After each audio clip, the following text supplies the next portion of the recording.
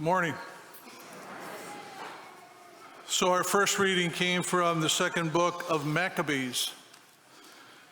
I have always found the books of Maccabees so inspiring because the Maccabees were fierce defenders of God's law against the forces that wanted to destroy the faith of their fathers and to force the Jewish people to conform to the ways of the world. And so our first reading provides a powerful account of a family that refused to deny their faith, a family that recognized that their eternal life was intimately connected to how they lived out their earthly life. So dying in the flesh was a sacrifice that they were willing to make in order to inherit the reward of eternal life. And they were keenly aware that what they choose to do or what they refuse to do in the body had serious implications for their soul. Well, today we too face a similar enemy force. And while we aren't being forced to eat forbidden food, we are being attacked by forces that are equally aggressive and dangerous. You see, this enemy attacks us where we are most vulnerable, in our need and our desire for love. This enemy is very good at camouflaging itself with things that are attractive to our fallen nature. And it lures us into a superficial encounter that destroys our ability to cultivate fruitful and authentic love relationships. So what I'm talking about is something that can and does destroy marriages. It devastates families, and it corrupts the human mind and the human heart. And what I'm referring to is pornography. Now, I know that the topic of pornography is a heavy topic, to be sure. But the Christian heart and a disciple of Jesus Christ must be willing to address the heaviest issues that impact the human person and threatens the very life of the soul.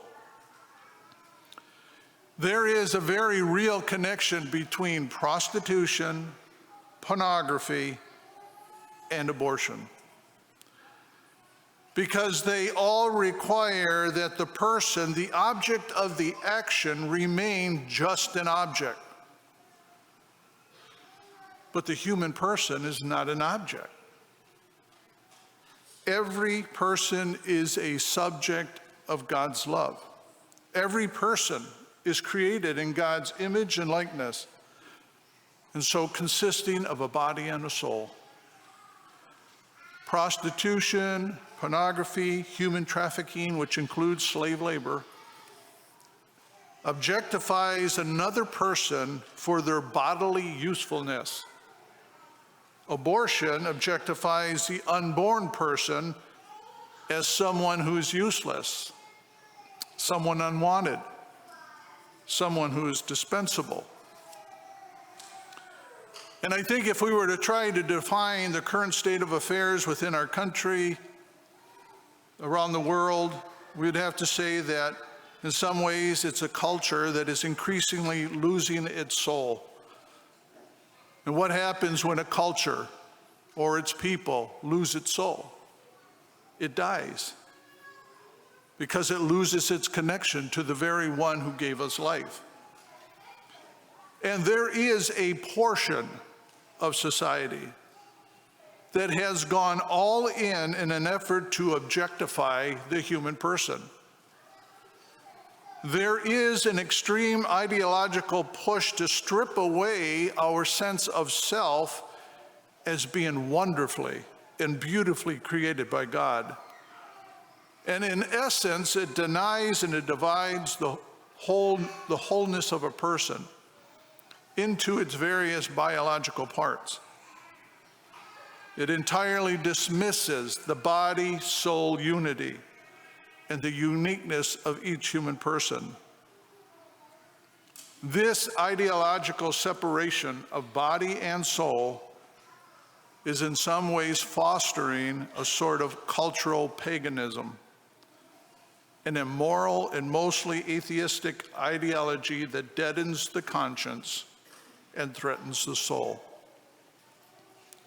So to be clear, what we do to or what we do in the body, how we treat our bodies and the bodies of others, has an effect on the soul.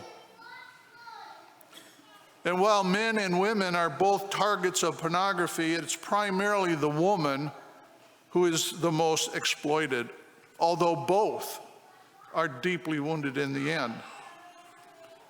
Men are 500% more likely to view pornography than women, although women do view it. In various surveys over the years, on average, over 80% of men have viewed pornographic material. And so I think it's fair to say that 80% of the men sitting here right today have also, at some point in their life, viewed illicit images.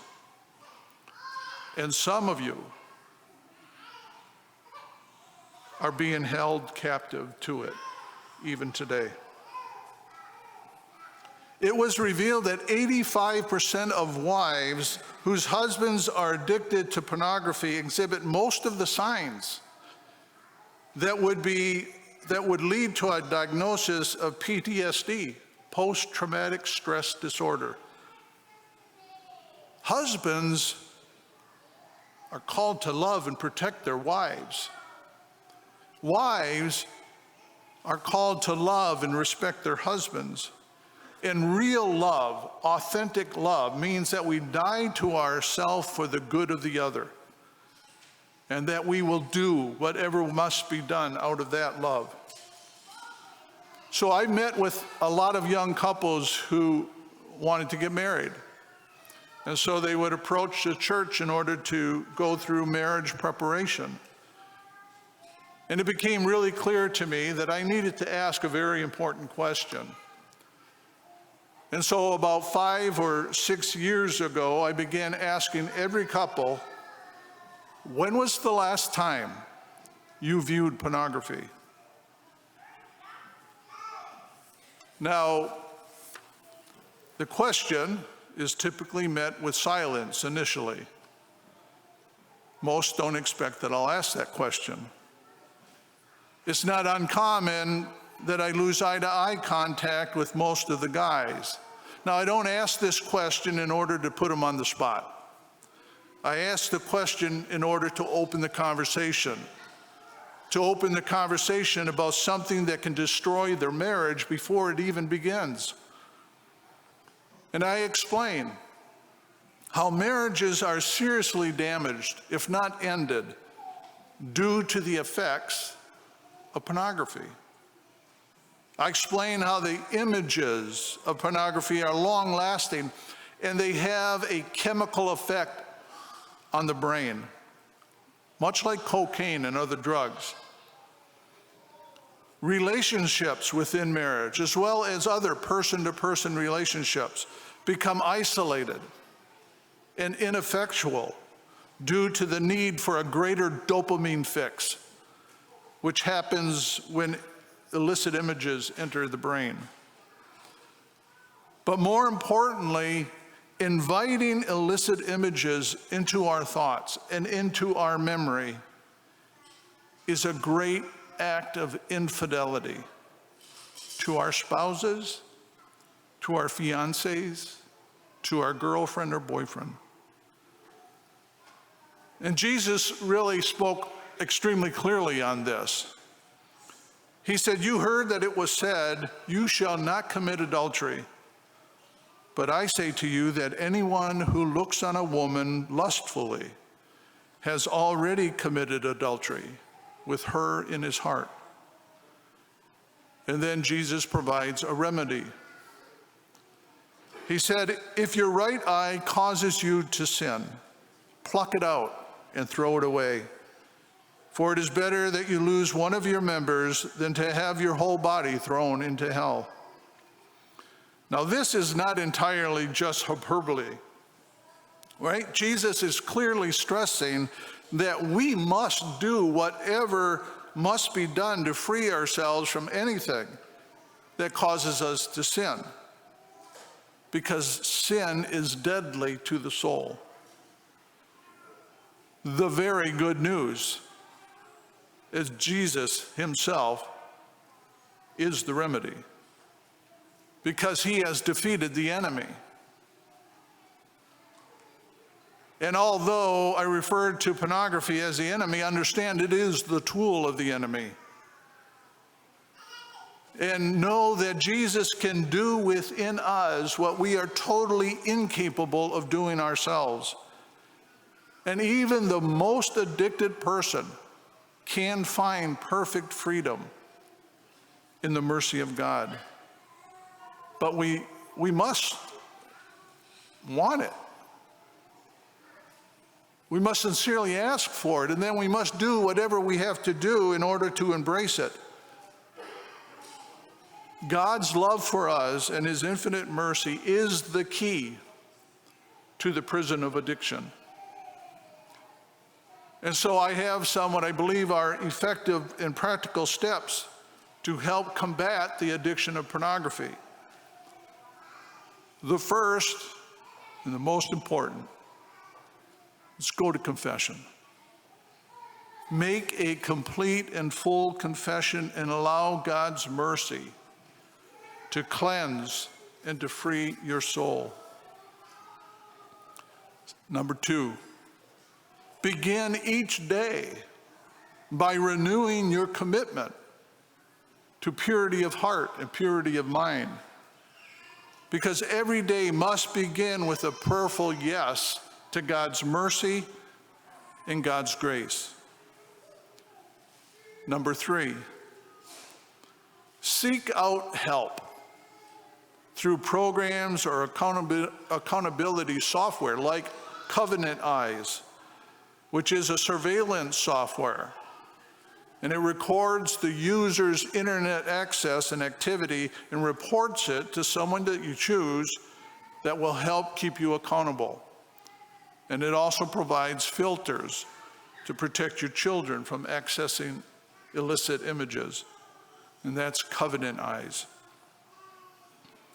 Number four, be accountable to a support group, such as My House Ministry, which we offer here at St. Patrick.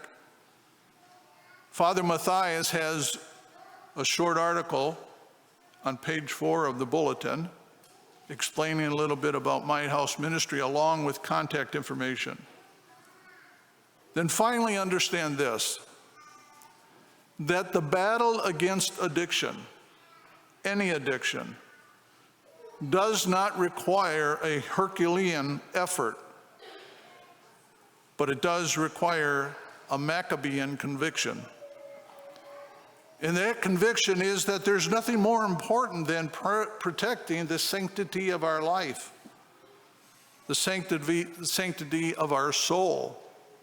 And that requires that we protect, we safeguard our thoughts and our bodily actions.